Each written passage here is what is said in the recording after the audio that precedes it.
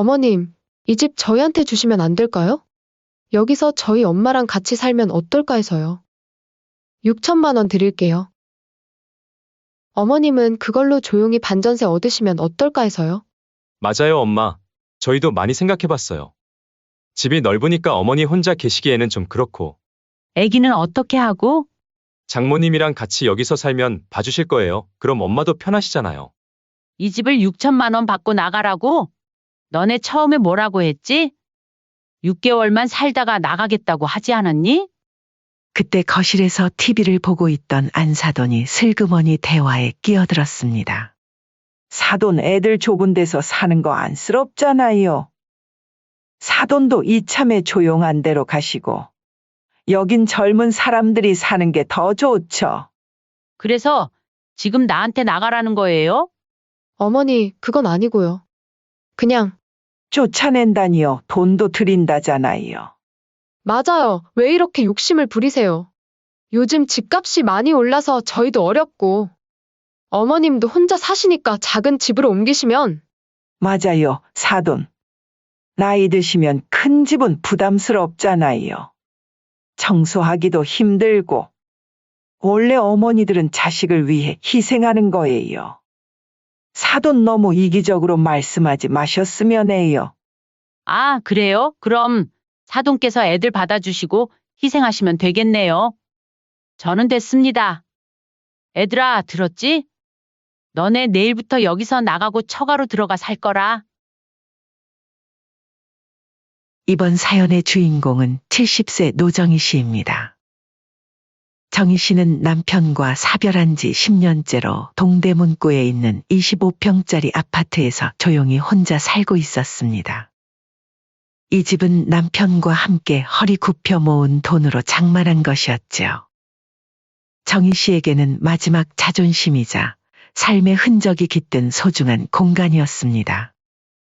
휴대폰 벨이 울렸습니다. 아들이었습니다. 엄마, 저 성민이에요. 오늘 시간 괜찮으세요? 잠깐 뵙고 싶은데. 정희 씨는 전화를 받자마자 직감했습니다. 공손한 아들의 목소리에는 분명 뭔가 부탁할 일이 있구나 싶었죠. 그래, 언제 올 거니? 몇 시간 후 윤성민과 며느리 서지현 그리고 손자가 현관에 들어서자 집안이 왁자지껄해졌습니다. 웬일로 다 같이 왔어? 정희 씨는 냉장고에서 과일을 꺼내 놓으며 말했습니다. 며느리는 수줍은 듯 웃으며 거실에 앉았습니다. 어머님, 잘 지내셨어요? 요새 무릎은 어떠세요? 지난번에 아프시다고. 잘 지내다마다 너희는 요즘 어떠니? 저희도 잘 지내죠. 밥상을 물리고 거실에 앉자 아들이 무거운 표정을 지었습니다. 엄마, 사실 말씀드릴 게 있어서요. 그래, 말해봐. 지연이가 육아휴직 끝나고 복직하게 됐어요. 근데 세준이 맡길 데가 없어서요. 그리고 요즘 사는 게 하도 팍팍하잖아요. 월세도 올랐고 해서 말인데요. 며느리가 말을 이었습니다. 맞아요, 어머님. 요새 믿을 만한 돌봄이 없어서요. 최근에 이것저것 사건도 많고. 그래서? 아들이 망설이다 말했습니다. 저희 집이 좁아서 어머님 혼자 계시는데 잠깐만 같이 살면 어떨까 해서요. 아이도 할머니랑 있으면 안전하고. 정희 씨의 눈이 커졌습니다. 잠깐이란 말의 의미를 알 만큼 살아온 나이였지요. 어머님, 며느리가 손을 모으듯 말했습니다. 정말 답답해서 그래요. 믿을 사람이 어머님밖에 없어요. 정희 씨는 한숨을 내쉬었습니다. 평화로운 자신의 일상이 흔들릴 것을 알면서도 거절하기 쉽지 않은 제안이었습니다. 얼마나 같이 있을 생각이야? 아들이 안도의 표정을 지으며 대답했습니다. 아, 길어봤자 6개월? 그 사이에 반전세 구할게요. 그래. 대신 빨리 집 알아봐. 이거 올해는 안 된다. 아들이 환하게 웃었습니다. 감사합니다, 어머니. 주말에 짐 가져올게요. 그렇게 시작된 합가는 곧 독박살림과 독박육아의 시작이었습니다. 처음 한 달은 며느리도 요리를 하고 아들도 집안일을 도왔습니다. 하지만 차츰 어머님이 해주시면 더 맛있어요. 할머니가 하는 게 좋대요라는 말들이 늘어갔지요. 어느새 정희 씨는 아침밥을 차리고 아이를 학교에 데려다주고 집안 청소를 하고 장을 보고 저녁을 준비하는 일상이 되었습니다. 어머님, 오늘 야근이에요. 세준이 저녁 먹이고 재워주세요. 어머님, 제가 약속이 있어서 세준이 학원 좀 데려다 주실 수 있으세요? 정희 씨는 차츰 지쳐갔습니다. 자기 방에서 혼자 있을 시간조차 부족했지요. 이건 자신이 기대한 노년의 모습이 아니었습니다. 아들에게 물었습니다. 집은 대체 언제쯤 구할 거니? 아, 네. 요즘 집값이 너무 올라서요. 좋은 데 나오면 바로 연락드릴게요. 같은 질문에 같은 대답이 반복되는 동안 세월은 흘러 어느새 9개월이 지났습니다. 그러던 어느 날 아침, 정희 씨가 현관 앞 우편함에서 요양병원 편지를 발견했습니다. 대구 요양병원이라는 낯선 이름이 적혀 있었죠. 곧이어 전화가 걸려왔습니다. 노정희님 맞으신가요? 사회복지사 김민지라고 합니다. 네, 맞는데. 무슨 일이죠? 환자 김경자님의 보호자로 등록되어 계신데요. 환자분께서 치매 초기 진단을 받으셨어요. 입소를 위한 보호자 서명이 필요합니다. 정희 씨는 놀랐습니다. 경자는 40년 지기 친구였습니다. 결혼 후 대구로 내려가 살았지만 남편과 사별하고 아들과도 연을 끊었다는 소식을 들은 후로는 연락이 뜸했지요. 환자분께서 과거의 보호자 연락처로 선생님 이름을 남기셨어요. 다른 가족 연락처도 없으셔서 어려우시겠지만 꼭 좀 부탁드립니다. 지금 판단력이 많이 떨어지셔서. 전화를 끊고 그날 저녁 정희 씨는 결심했습니다. 아들과 며느리에게 말했습니다. 나 내일 대구에 좀 내려갔다 올게. 네? 갑자기요? 며느리가 놀란 표정을 지었습니다. 친구가 아파. 수속 도와주고 와야 해. 2주에서 3주쯤 걸릴지도 몰라. 아들이 눈을 깜빡였습니다. 3주요? 그럼 세준이는? 그동안은 이제 둘이서 좀 돌봐. 9개월 동안 내가 다 했잖아. 며느리가 급히 말했습니다. 아니, 그게 아니라 어머님 건강이 걱정돼서. 걱정 말고 그동안 집 잘 지키거라. 내가 돌아올 때까지. 그렇게 다음 날 아침 정희 씨는 가방을 들고 집을 나섰습니다. 무거운 발걸음이었지만 단단히 마음을 먹고 버스를 탔습니다. 그때 그녀는 알지 못했습니다. 돌아왔을 때 그 집은 더 이상 자기 집이 아니게 될 거라는 사실을. 몇 주 만에 서울로 돌아온 정희 씨는 지친 몸을 이끌고 아파트 현관 앞에 섰습니다. 경자의 병원 입소 절차는 생각보다 훨씬 복잡했습니다. 친구가 이미 자신을 알아보지 못하는 모습에 가슴이 아팠지만 이제 서울로 돌아왔으니 자신의 공간에서 좀 쉬고 싶었습니다. 현관 비밀번호를 누르자 삐빅하는 소리와 함께 붉은 불이 들어왔습니다. 이상하네. 왜 안 되지? 다시 한번 눌러봤지만 결과는 똑같았습니다. 정희 씨는 핸드폰을 꺼내 아들에게 전화를 걸었지만 받지 않았습니다. 며느리에게 걸어보니 통화 중이었습니다. 도대체 무슨 일이지? 할 수 없이 초인종을 눌렀습니다. 아무 반응이 없자 문을 두드렸습니다. 한참을 두드리자 마침내 문이 열렸습니다. 정희 씨는 놀라 입을 벌렸습니다. 수건을 머리에 두른 낯선 중년 여성이 서 있었기 때문입니다. 누구세요? 그 순간 여자가 눈을 동그랗게 뜨며 말했습니다. 어머, 사돈이셨어요. 벌써 오셨어요. 정희 씨는 한 걸음 뒤로 물러섰습니다. 다시 현관 번호판을 확인했지만 분명 자신의 집이 맞았습니다. 그제야 알아봤습니다. 안사돈이었습니다. 사돈? 여기서 뭐 하시는 거예요? 아이고, 이제 오셨네요. 지연이가 말해줬어요. 친구분 일로 가셨다고. 들어오세요. 들어와요. 정희 씨는 어리둥절한 표정으로 안으로 들어갔습니다. 들어서자마자 완전히 달라진 집안 풍경에 충격을 받았습니다. 거실 소파는 위치가 바뀌어 있었고 TV 옆에는 낯선 장식품들이 놓여 있었습니다. 식탁 위에는 예쁜 화분이 놓여 있었는데 정희 씨가 알레르기 때문에 절대 드리지 않던 종류였습니다. 말자가 미소를 지으며 말했습니다. 지연이가 바빠서 제가 좀 도와주러 왔어요. 어머, 피곤하시죠? 방은 그대로예요. 정희 씨는 자기 방으로 들어갔습니다. 겉보기엔 그대로였지만 옷장을 열자 한쪽이 비워져 있었고 화장대 위 물건들도 한쪽으로 밀려나 있었습니다.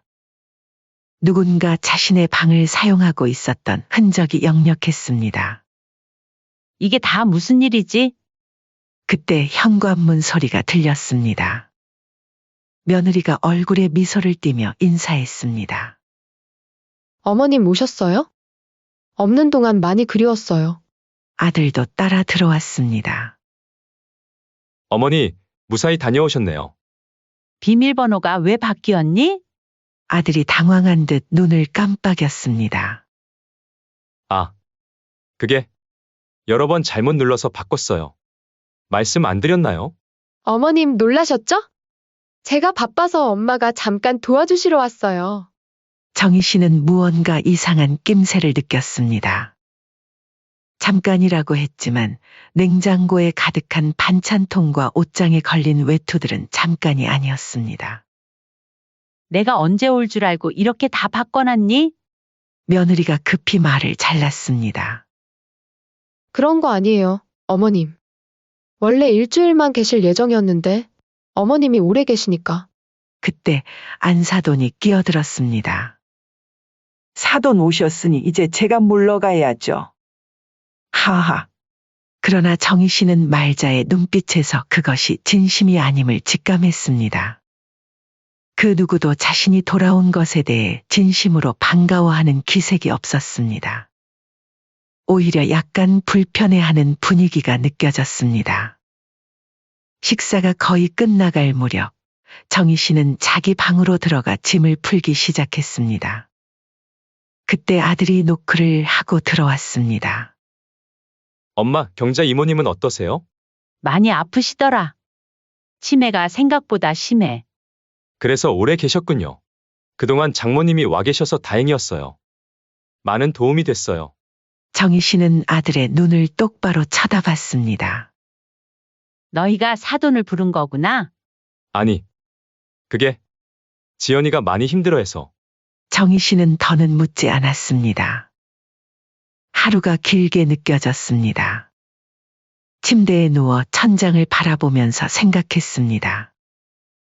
다음 날 아침, 정희 씨는 평소처럼 일찍 일어나 아침 식사를 준비하려 했습니다. 그러나 주방에는 이미 안사돈이 분주히 움직이고 있었습니다. 아이고, 사돈 일찍 일어나셨네요. 걱정 마세요. 제가 다 준비할게요. 제가 하겠습니다. 아니에요. 사돈은 손님처럼 편하게 계세요. 손님. 정희 씨는 그 말에 가슴이 철렁 내려앉았습니다. 아침 식사 자리에서 모두가 어색하게 말자가 준비한 음식을 먹고 있을 때 며느리가 조심스럽게 말을 꺼냈습니다. 어머님, 저녁에 좀 이야기 나눌 수 있을까요?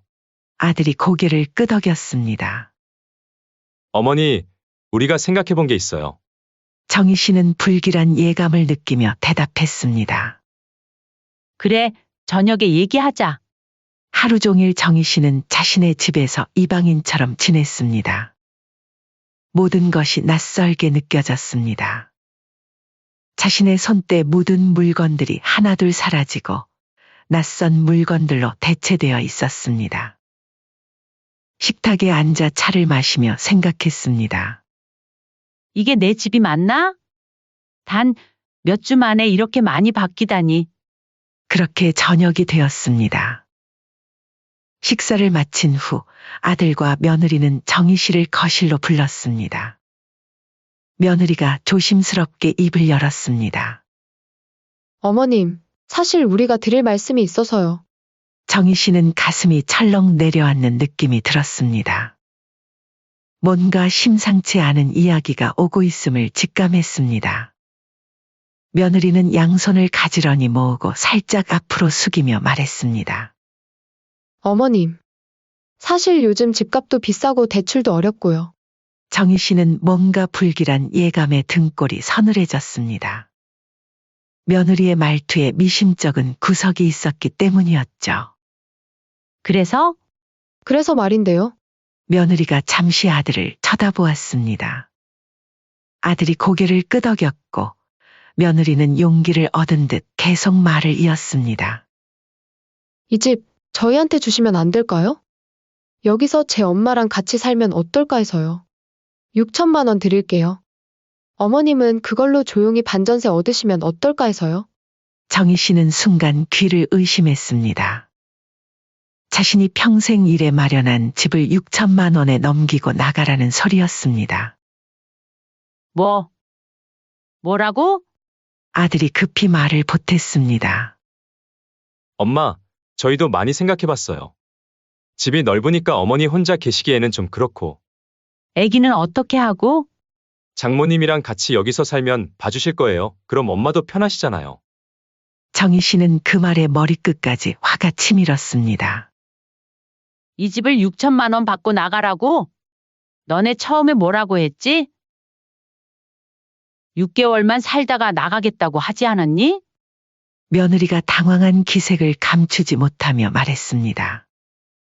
아니에요, 어머님. 쫓아내는 게 아니라 어머님 편하시라고. 정희 씨는 일어서려다 다시 주저앉았습니다. 정말이지 머리가 어지러웠습니다. 그게 아니면 그럼 뭐냐? 내가 왜 내 집에서 나가야 하는데?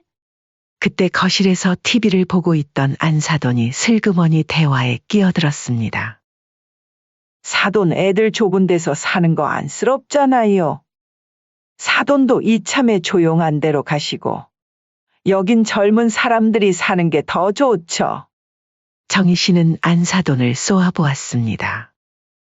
그제야 모든 퍼즐이 맞춰지는 느낌이었습니다. 자신이 집을 비운 사이 아들과 며느리가 계획을 세웠고 사돈을 끌어들여 자신의 집을 차지하려 한 것이었습니다. 정희 씨의 얼굴에서 핏기가 모두 사라졌습니다. 온몸이 떨리기 시작했습니다. 그래서 지금 나한테 나가라는 거니? 아들이 안절부절 못하며 말했습니다. 어머니, 그건 아니고요. 그냥 며느리가 끼어들었습니다. 쫓아낸다니요. 돈도 드린다잖아요. 정희 씨는 그 말에 쓸쓸한 웃음이 나왔습니다. 돈? 6천만 원? 이 집이 시세 얼마인지 알아?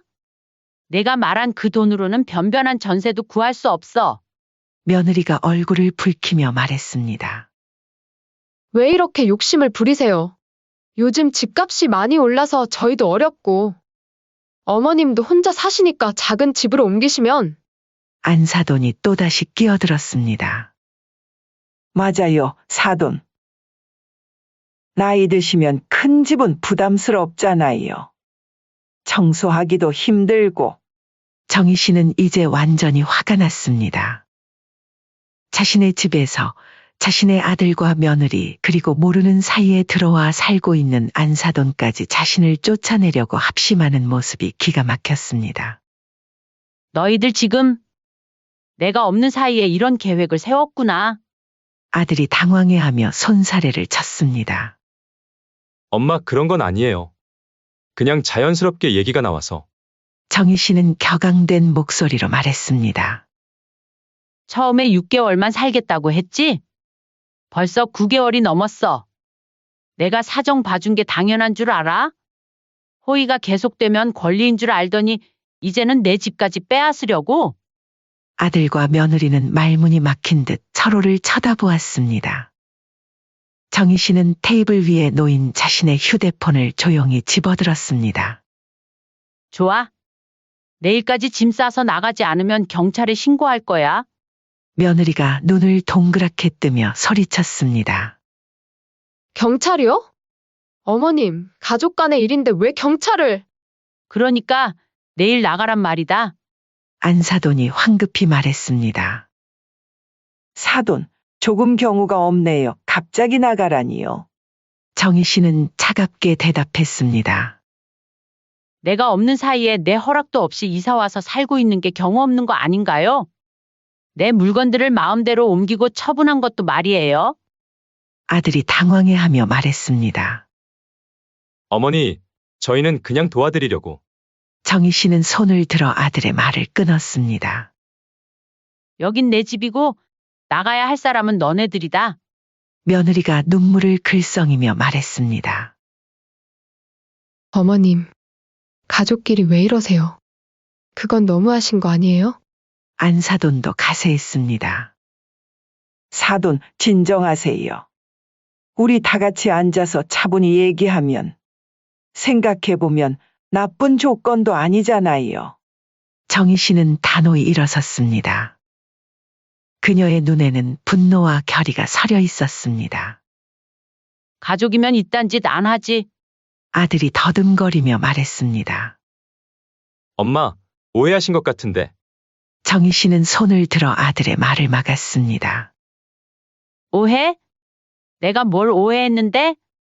내가 없는 사이에 내 집에 다른 사람을 들이고 내 물건들을 처분하고 이제는 내 집을 헐값에 팔라고? 이게 다 오해라고? 정희 씨는 눈을 똑바로 아들에게 향했습니다. 처음엔 잠깐만 6개월만이라더니 이제는 아예 내 집을 차지하겠다고? 내가 너무 너희를 편하게 해줬나 보다.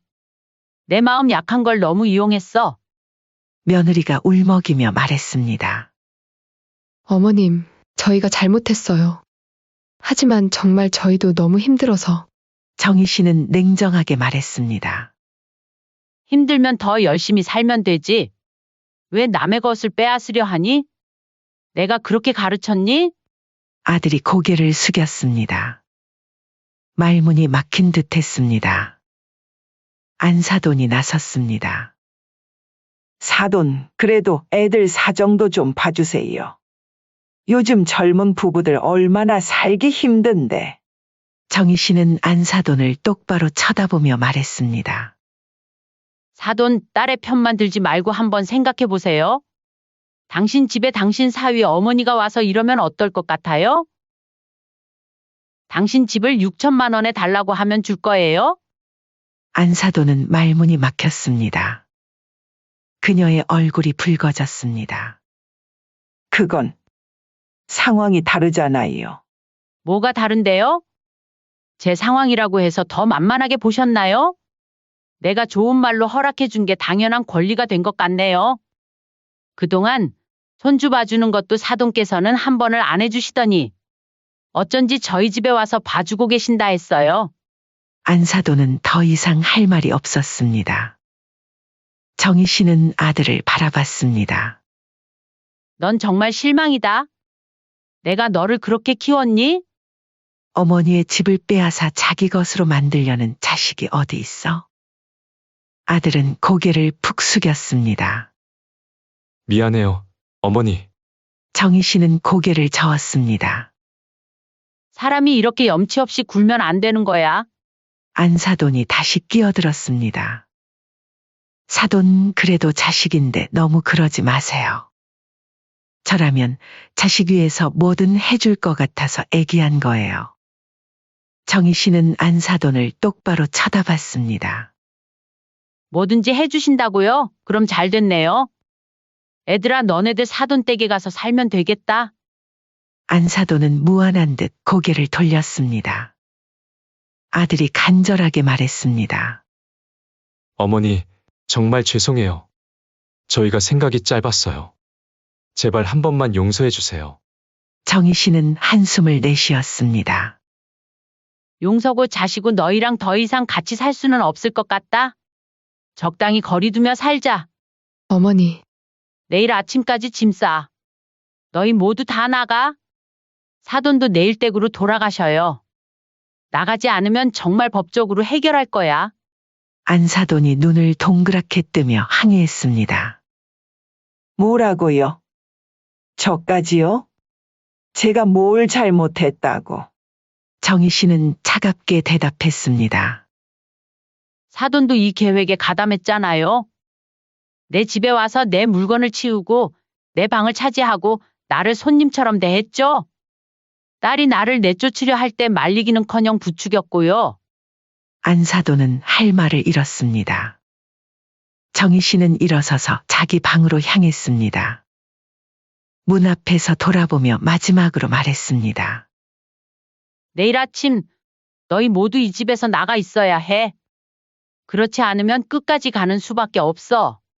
방문을 닫고 들어간 정희 씨는 침대에 앉아 깊은 숨을 내쉬었습니다. 가슴이 아팠지만 동시에 후련했습니다. 이래서 세상에 믿을 사람이 없다더니. 내 자식, 내 며느리, 심지어 사돈까지. 정희 씨는 창밖을 바라보았습니다. 밤하늘에 별이 빛나고 있었습니다. 내일은 새로운 날이 될 것입니다. 그녀의 집, 그녀의 인생을 되찾는 날이 될 것입니다. 방 안에서 정희 씨는 결심했습니다. 더 이상 물러서지 않을 것이고 자신의 것을 지키기 위해 싸울 것입니다. 평생 남편 잃고 혼자 힘들게 살아온 자신에게 이런 짓을 하다니 도저히 용서할 수 없었습니다. 이제는 강해져야 할 때였습니다. 다음 날 아침, 정희 씨는 평소보다 일찍 눈을 떴습니다. 새벽 5시 머릿속은 이미 또렷했습니다. 잠을 설친 탓에 눈은 뻑뻑했지만 마음은 어제보다 단단해져 있었습니다. 침대에서 일어나 옷을 갈아입은 정희 씨는 조용히 방문을 열었습니다. 집 안은 고요했습니다. 모두 자고 있는 시간이었죠. 가장 먼저 한 일은 현관 디지털 도어락의 비밀번호를 바꾸는 것이었습니다. 설명서를 꺼내 꼼꼼히 읽어가며 번호를 완전히 새 것으로 변경했습니다. 이제 내 집은 내가 지킨다. 그리고 거실로 나와 소파에 앉았습니다. 창밖으로 동이 트기 시작했습니다. 정희 씨는 깊은 숨을 내쉬며 어제 밤의 결심을 되새겼습니다. 흔들림 없이 자신의 권리를 지킬 것이다. 아침 7시쯤 가장 먼저 안사돈이 부산스럽게 방에서 나왔습니다. 거실에 앉아 차를 마시고 있는 정희 씨를 보더니 당황한 표정을 지었습니다. 사돈, 이렇게 일찍 일어나셨어요. 정희 씨는 차분하게 대답했습니다. 네. 오늘은 할 일이 많아서요. 안사돈은 주방으로 가려다 정희 씨의 단호한 목소리에 멈춰섰습니다. 어제 말씀드린 대로 오늘 아침까지 모두 나가셔야 합니다. 안사돈의 얼굴이 붉어졌습니다. 이게 무슨... 사돈, 정말 이렇게 하시기에요. 정희 씨는 고개를 저었습니다. 더 이상 시간을 끌고 싶지 않아요. 짐 챙겨서 나가주세요. 안사돈은 화가 난 듯 아들 부부의 방으로 달려갔습니다. 곧 방 안에서 소란이 일었고 문이 벌컥 열리더니 며느리가 흐트러진 모습으로 뛰쳐나왔습니다. 어머님, 정말 이러시는 거예요? 아들도 당황한 표정으로 뒤따라 나왔습니다. 어머니, 어제 말씀은 정말... 정희 씨는 여전히 차분했습니다. 내가 어제 분명히 말했지. 오늘 아침까지 다 나가라고. 며느리는 울먹이며 말했습니다. 어머님, 우리 정말 나가야 돼요? 짐도 다 못 쌌는데. 맞아요. 사돈 일단 진정하시고 부모가 돼서 자식 오면 받아줄 줄도 아셔야죠. 어머, 그럼 잘 됐네요. 어제 말한 대로 앞으로 너네들 사돈 댁 가서 살면 되겠구나. 그리고 시간은 넉넉히 줄게. 점심 전까지 모두 나가 있어야 해. 그 이후에 짐들은 따로 포장이사 불러서 가져가거라. 아들이 고개를 숙이며 말했습니다. 알겠습니다. 죄송합니다, 어머니. 세 사람은 각자 방으로 들어가 부산하게 짐을 싸기 시작했습니다. 정희 씨는 거실 소파에 앉아 차분히 그들을 지켜봤습니다. 마음이 아프기도 했지만 이것이 옳은 일임을 알고 있었습니다. 2시간 후 세 사람은 각자의 짐을 들고 현관 앞에 모였습니다. 안사도는 못마땅한 표정이었고 며느리는 여전히 울먹였습니다. 아들은 무거운 표정으로 정희 씨를 바라봤습니다. 엄마, 저희가 정말 잘못했습니다. 다시 기회를 주실 수는 없을까요? 정희 씨는 아들을 가만히 바라봤습니다. 그의 눈에는 깊은 실망감이 서려 있었습니다. 아들은 더 이상 할 말을 찾지 못했죠. 안사돈이 마지막으로 한마디 던졌습니다. 원래 어머니들은 자식을 위해 희생하는 거예요. 사돈은 너무 이기적이에요.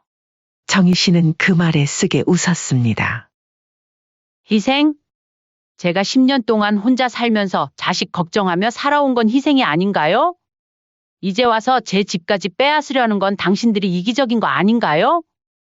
안사돈은 더 이상 말이 없었습니다. 마침내 세 사람은 짐을 모두 들고 현관을 나섰습니다. 정희 씨는 문 앞에 서서 그들을 지켜봤습니다. 이제부터 내 집에 함부로 들어오지 마세요. 비밀번호도 바꿨으니 열쇠 있어도 소용없어요. 문이 닫히고 정희 씨는 깊은 숨을 내쉬었습니다. 집안에 다시 고요가 찾아왔습니다. 그녀는 천천히 거실을 둘러보았습니다. 이제 이 공간은 다시 온전히 그녀만의 것이 되었습니다. 정희 씨는 바로 청소를 시작했습니다. 안사돈이 사용하던 방의 침구를 모두 걷어내고 창문을 활짝 열어 환기를 시켰습니다. 아들 부부가 사용하던 방도 마찬가지였습니다. 방 구석구석을 닦고 빨래를 돌리고 새 이불 커버를 씌웠습니다. 저녁이 되자 집안은 완전히 달라져 있었습니다. 정희 씨는 오랜만에 자신만의 저녁 식사를 준비했습니다. 간단한 된장찌개와 몇 가지 반찬이었지만 오랜만에 혼자서 주방에 서니 마음이 편안했습니다. 이제 좀 살 것 같네. 식사를 마친 후 정희 씨는 소파에 앉아 TV를 켰습니다. 달력을 보니 벌써 계절이 바뀌어 있었습니다. 그녀는 전화를 들어 오랫동안 연락하지 않았던 친구에게 전화를 걸었습니다. 영희야, 나 정희인데? 오랜만이지? 그래, 잘 지냈어? 참, 내일 시간 있으면 우리 만날래? 할 얘기가 좀 있어. 전화를 끊고 정희 씨는 베란다로 나가 밤하늘을 바라봤습니다. 별들이 반짝이고 있었습니다. 이제 새 출발이야. 몇 달이 지난 어느 날 정희 씨는 작은 오피스텔로 이사했습니다. 25평 아파트는 팔아 더 작고 관리하기 쉬운 곳으로 옮긴 것이었죠. 아파트를 팔아 남은 돈으로 여행도 다니고 취미 생활도 시작했습니다. 가끔 아들에게서 연락이 오기도 했습니다. 용서를 구하고 관계를 회복하고 싶다는 내용이었죠. 정희 씨는 단절하지는 않았지만 예전처럼 무조건적인 사랑과 희생은 하지 않았습니다. 이제 그녀의 삶은 그녀 자신이 주인이 되어 있었습니다. 노년의 삶을 처음으로 온전히 즐기게 된 정희 씨는 친구들과 함께하는 시간이 많아졌습니다. 노래교실도 다니고 여행 동호회에도 가입했지요. 자신이 좋아하는 것을 하며 보내는 시간은 그 어느 때보다 값진 것이었습니다.